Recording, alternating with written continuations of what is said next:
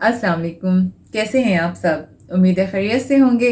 मैं हूं सबा और आप देख रहे हैं सबाज प्लेस। मेरे चैनल पे खुश आमदीद। ये वाइटनिंग क्रीम बहुत ज़्यादा इफ़ेक्टिव है बॉडी के लिए और फेस के लिए। आप इसे एज़ अ फेस वॉश भी यूज़ कर सकते हो। यूज़ करने का तरीका बहुत आसान है। जैसा कि आप आम साबुन या फेस वॉश की झाग बनाकर फेस पे लगाते हो, उसी तरह से लगाना है, लेकिन बॉडी के लिए इसको 1-2 मिनट लगाकर छोड़ देना है। फिर मसाज करते हुए ऊपर पानी बहा देना है। तो ये इतने इंस्टेंट रिज़ल्ट देगी आपको। 3 डेज़ के अंदर आपको अपने बॉडी के ऊपर फ़र्क महसूस होगा और आपकी बॉडी के ऊपर ऊपर से तमाम ब्लैक स्पॉट्स, टैन स्पॉट्स और अंडर एक्ज़ला ब्लैकनेस और वो सब ख़त्म हो जाएगी। आप इसको पूरा सीज़न, पूरी गर्मियाँ सर्दियाँ यूज़ कर सकते हो। इसके लिए कोई मौसम मुकर्रर नहीं है। तो इसीलिए आप इसको मेरे बताए हुए तरीके के मुताबिक बनाएं और इस्तेमाल करें। इंशाल्लाह बहुत ज़्यादा अच्छा इफ़ेक्ट आएगा। इसमें हमें चाहिए डव वाइट सोप और एक आलू, पोटैटो और लेमन। 1 लेमन बहुत है। और चावलों का आटा यानी राइस फ्लोर और दूध, 1 गिलास दूध।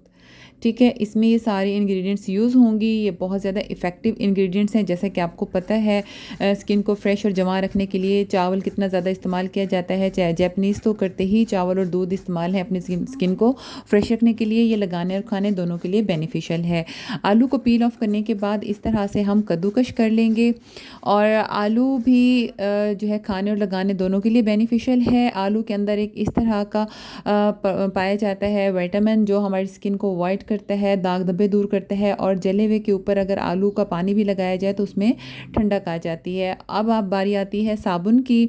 डव वाइट लेकर इस तरह से आपने इसको भी कद्दूकश कर लेना है। और इसमें जो है इसको यानी कि हाफ से थोड़ा ज़्यादा कद्दूकश कर लेना है और एक पीस इसका बचा लेना है, पूरा साबुन नहीं डालना। जैसा कि अभी आप वीडियो में देखोगे, ये देखें इस तरह से एक हिस्सा हमने इसका बचा लिया है और 2 हिस्से साबुन हमने कद्दूकश कर लिया है। इसका ये अंदाज़ा है। अब हमने एक पैन ले लेना है। उस पैन के अंदर हम डाल लेंगे 1 गिलास दूध। दूध आप बकरी का लें, गोट मिल्क लें तो ज़्यादा बेटर है, वरना गाय का दूध आप इस्तेमाल करेंगे। भैंस का दूध नहीं लेना। ठीक है। तो जी उसमें फिर हम आलू का ये जो कद्दूकश किया हुआ सारा है वो ऐड कर देंगे।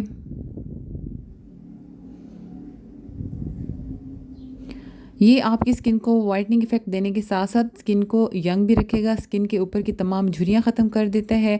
और दूध जो है एक ये नेचुरल वाइटनिंग ब्लीचिंग इंग्रेडिएंट है। तो दूध तो आपको पता है, उसके फ़ायदे मुझे बताने की ज़रूरत भी नहीं है। अब इन सब चीज़ों का मिल के जब ये एक पावर बम बन जाएगा तो आपको कितना अच्छा इफ़ेक्ट देगा आपको ख़ुद पता है। मुझे मज़ीद एक्सप्लेन करने की ज़रूरत भी नहीं है। ये सारी चीज़ें ही बहुत ज़्यादा फ़ायदेमंद हैं स्किन के लिए लगाने के लिए। तो ये हेल्दी इंग्रेडिएंट्स हैं। अब इन सब में क्या क्या कुछ पाया जाता है वो डिटेल मैं आपको पहले काफ़ी वीडियोस में बता चुकी हूँ, अपनी पिछली वीडियोस में। तो मुझे मज़ीद कुछ बताने की ज़रूरत नहीं है। तो अभी ये इस तरह से पकने लगा है। हम इस पे आलू इतना गला लेंगे, तकरीबन वो आध गले से ज़रा ज़्यादा गल जाएँ जब आलू, तो आपने इसमें साबुन ऐड कर लेना है। ठीक है, दूध में आलूओं को आपने थोड़ा हल्की आंच पे गला लेना है। अब आंच आपने बिल्कुल हल्की कर देनी है और ये साबुन डालकर भी आप थोड़ा इसको हिलाते रहेंगे। ये देखिए इस तरह से।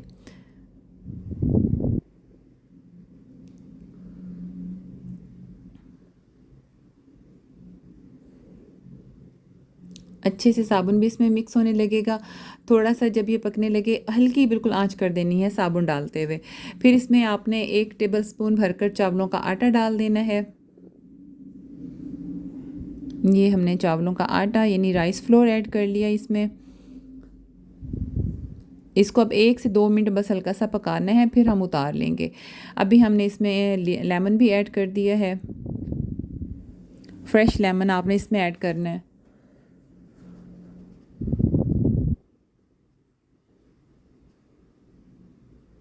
ये देखिए इस तरह से ये सब चीज़ें मिक्स कर कर आपने जस्ट 1 मिनट इनको पकाना है। उसके बाद आपने फ्लेम बिल्कुल ऑफ कर देना है और इन सब चीज़ों को ठंडे होने के लिए रख देना है। लेकिन अभी हमारा काम ख़त्म नहीं हुआ। अभी हमने इसको क्रीमी फॉर्म में लेकर आना है। वीडियो एंड तक देखिएगा ताकि हर चीज़ आपको अच्छे से समझ आए और आप कुछ ऊट पटांग ना कर लें। ये सब चीज़ हमारी जब ठंडी हो गई है, लिक्विड सा बना हुआ, तो इस पेस्ट को फिर आपने डाल लेना है ग्राइंडर में। ये मैं आधा पेस्ट डाल रही हूँ क्योंकि ग्राइंडर छोटा है और पेस्ट ज़रा ज़्यादा है, तो इसमें मैं आधा डाल के इसको अच्छे से ग्राइंड कर लूँगी ताकि ये बिल्कुल एक क्रीमी फॉर्म में आ जाए।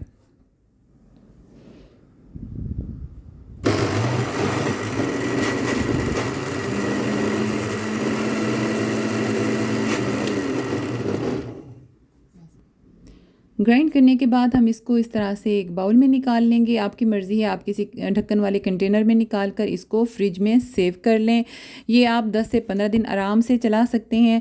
अगर फ्रिज में रखा हुआ है तो ये 1 मंथ तक ख़राब नहीं होगा, क्योंकि मुझे पता था मेरी बहनों के जहन में फ़ौरन यही सवाल आना है कि इसको कितने अरसे तक यूज़ किया जा सकता है। इस पर कोई फंगस वगैरह कुछ भी नहीं आती क्योंकि ये सब चीज़ पकी हुई है, कुछ भी कच्चा ऐसा नहीं है कि जो ख़राब करे।